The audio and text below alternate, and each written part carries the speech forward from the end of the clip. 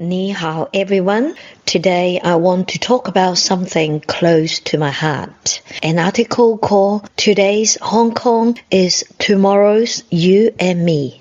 Exactly 5 years ago, on June 30th, 2020, Beijing forcibly implemented the so-called national security law in Hong Kong without the knowledge or participation of the Hong Kong people. This law, written behind closed doors by the Chinese Communist Party (CCP), ignored Hong Kong's own legal process and override Hong Kong's existing laws. Since then, it has hung over the city like a dark cloud or a saw just waiting to fall. 5 years on, a heavy silence has fallen over the city. We are no longer the place where crowds of people once filled the streets, shouting, "I want real universal suffrage." We are no longer the cultural crossroads buzzing with independent media and vibrant creativity. We no longer have sound trade unions, independent courts, or freedom of speech. We no longer even have political parties that can clearly declare their stance. And we don't have a functioning civil society anymore. And in schools, just teaching human rights or the rule of law is now seen as a danger. Red lines people are afraid of crossing. We have watched press freedom disappear before our own eyes. Apple Daily was shut down. Next Media's access were frozen. Stand News was raided. Journalists were detained. We saw culture and education come under attack. Books pulled from shelves, exhibitions cancelled, voices silenced in classroom and lecture halls.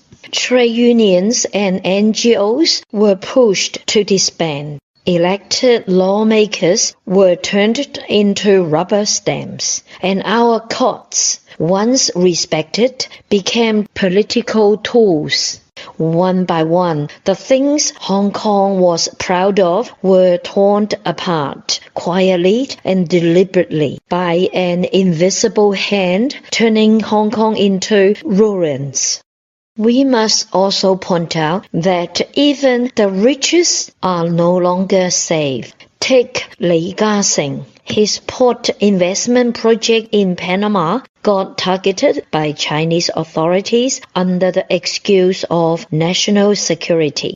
That is a clear signal that, under the CCP, not even billionaires can count on their property being protected. This is the essence of authoritarian rule by the CCP. Not to protect, but to control. Not to safeguard, but to take. The CCP has never believed in freedom or the rule of law, not in free markets, and definitely not in human rights. To them, everything in society must serve their power. Nothing stands outside their control. Many Hong Kong people once believed, if the economy is good, if we keep our heads down, don't talk politics, are obedient citizens, we could enjoy peace. But that illusion has been shattered again and again.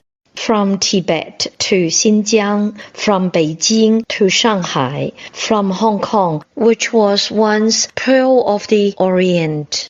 Dictatorship doesn't stop, and no one is ever truly safe from it. Today marks 5 years since the national security law came into force. On this solemn day, we have no right to remain silent. We must confront our past blind spots and our own responsibility. For years, Hong Kong took pride in its freedom, but kept its distance from the struggles of the people in mainland China. We stood on the foundations of colonial rule of law, built our ivory tower, and looked away from the pain happening just across the border. We told ourselves China's problems were just about development issues, income gaps. We thought with more growth, more reform, things will get better, but we were wrong. We never really told the truth.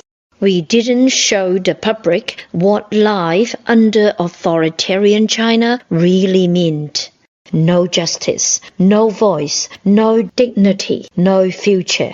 In our classrooms, we stayed politically neutral. In our newsroom, we avoided sensitive words. In our bookstores, we quietly took banned titles off the shelves. And worse, some of us helped the regime in the so-called Tell China's Story well. We helped China merging into the world, beautifying it, excusing it. Our illusion of stability led us to believe we could be the translators, brokers, consultants, and business partners for China. We once welcomed China's capital and powerful elites into Hong Kong, never realizing we were inviting the wolf into our house and taking down our own front door. We need to admit, we thought we could stay on the fence and stay safe. We thought, at least we are not human rights lawyers. At least we are not Uyghurs. At least we are not the writers getting censored. But we were wrong. It is time for deep reflection. Since the handover in 1997, Hong Kong has made compromise after compromise, all in the name of patriotism. In fact, we welcomed authoritarianism long before it fully arrived. We thought that staying quiet would protect us, that staying away from politics would keep us safe. But in the end, the dragon bared its teeth and swallowed everything. Hong Kong's press used to be one of the freest in all of Asia. Now it survives under deep self-censorship. This city once saw millions of people take to the streets in peaceful protest. Now people are arrested for posting a sticky note or wearing a black t-shirt. We used to be known around the world for our bravery. Now the word that follows us is political risk. So today we declare we refuse to be silent, refuse to forget, refuse to obey. We call on Chinese communities around the world and everyone with a conscience to stand with Hong Kong. No more illusions about tyranny.